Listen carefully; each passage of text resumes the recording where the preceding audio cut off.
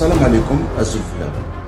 اليوم صافي ديبي كيلكو جور خرج العربي زيطوط مرة أخرى في كذبة كبيرة من أكاذيب اللي مالف يلفقها للمخابرات الجزائرية ولا للعسكر ولا للجيش ولا يلفق الناس واحد آخرين.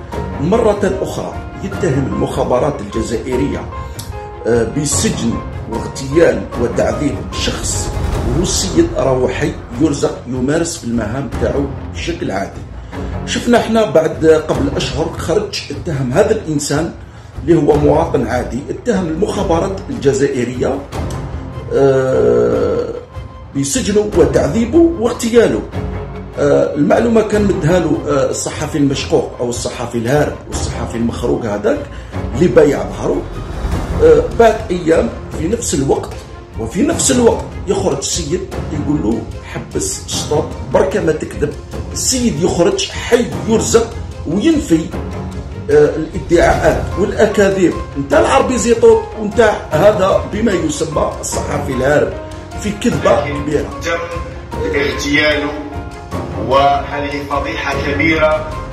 والله ما على بالي الفضيحه والراي، انت وزيطوط مبكرين علينا ومصبحين علينا بلي انا راني ميت، تم اغتيالي، داروني في صندوق ودفنوني وبلعوا عليا ودفنوني ودارولي وكذا، وانا راني حي ارزق ومانيش عارف شكون فيهم اللي غادي تسمى فضيحه. غادي نخلي انا واسع النظر للناس اللي راها تشوف فينا. وما كلفش نفسه حتى يعتذر من السيد ولا يعتذر على المتابعين تاعو على الكذب اللي كذبوا، على الكذب اللي لفقوا للمخابرات الجزائريه على اساس انها سجنت وعذبت واغتالت هذا السيد. اليوم يعاود يخرج في نفس اليوم يعاود يخرج ويكذب نفس الكذبه. منذ ايام خرج في لايف كما راكم تشوفوا. الرايد شوقي بوخزاني ولا اسمه؟ اي نعم بوخزاني، سمعتوا به بالتاكيد. كان معروف لما كان داير برنامج يسموه طريقي في الدرك الوطني، كان رائد في الدرك الوطني، لكن ربما سمعتوا به اكثر لما عين في 2021. عين شوقي بوخزاني مديرا عاما جديدا لشركة موبيليس خلفا لعادل دوكالي. وبوخزاني هو كما يقول تعريف آنذاك رئيس مشروع طريقي. أو هنا يتحدث، خلينا نشوفوه ربما الناس يشوفوه مباشرة أو يتحدث هنا. السلام عليكم ورحمة الله تعالى وبركاته. هذا هو بوخزاني، هذا راهو في السجن ومر على تعذيب شديد أطيح به. ما قالوش الناس علاش، ما فيش. أطيح به، مروه على السيفيامي العاصمة وتعرض لتعذيب رهيب جدا. ليعترف من أنه كان بالفعل يتجسس بطلب من بوعلام المستشار الأقرب إلى تبوك، بطلب منه كان يتجسس على كبار. بسم الله الرحمن الرحيم والصلاة والسلام على أشرف المرسلين. اجتمعنا اليوم في مقر الشركة الرياضية ذات أسهم شبيبة القبائل في إطار جمعية عامة استثنائية. هذه الجمعية العامة الاستثنائية تم خلالها دخول الرسمي لشركة موبيليس خوتي خرج في لايف وصرح قال المخابرات الجزائرية اعتقلت وسجنت وعذبت واغتالت المدير العام لموبيليس شوقي بوخزاني اللي هو خريج المدرسة المتعددة التقنيات لنطا ببرج البحري، وكان إطار في الدرك الوطني وتقني في الإعلام والاتصالات، واللي درج في عدة مناصب في شركة موبيليس. خرج اتهم مرة أخرى المخابرات الجزائرية بسجنه وتعذيبه واغتياله. السيد يخرج لو 2 ماي، يعني صافي قبل أيام، صافي 3-4 شهور، يخرج في تصريح وهو يمارس المهام تاعو. في تصريح يخرج في تصريح للصحافة وهو يمارس المهام تاعو.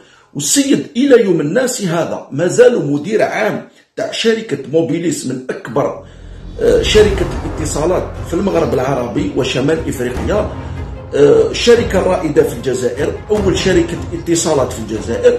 يخرج يواجه الإعلام. أنا نسقسيك حاجة برك، شكون هذا الإنسان هذا وشكون هذا الناس اللي راهو يمثلك في المعلومات ويتمسخر بك ويجوزك كذاب قدام؟ القله تاع المتابعين تاعك اللي راك تتمسخر بها، وقتها ما تحشمش على روحك يرحم باباك. يعني الكذب ولا عندك شيء عادي تواجه به الناس، واش من وجه عندك راك تقابل به. احشم على روحك، احشم على روحك بركه من الكذب، راك وليت اضحوكه، راهي الناس تضحك عليك. دورت بيك المتسربين، الناس هذوما المتنطعين ولي فوايو اللي ولاو يتمسخروا بيك، اللي يجي يطبعك على راسك كذبه.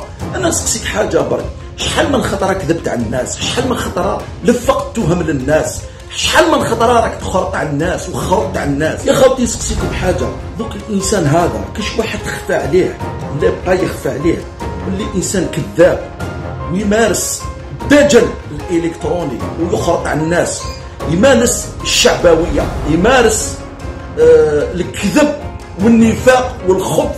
هذه الحركه، هذا الانسان وهذه الحركه اللي راهو ينتمي ليها والناس اللي راهو يشتغل معاهم حركه تاع عرايه والناس تاع عرايه.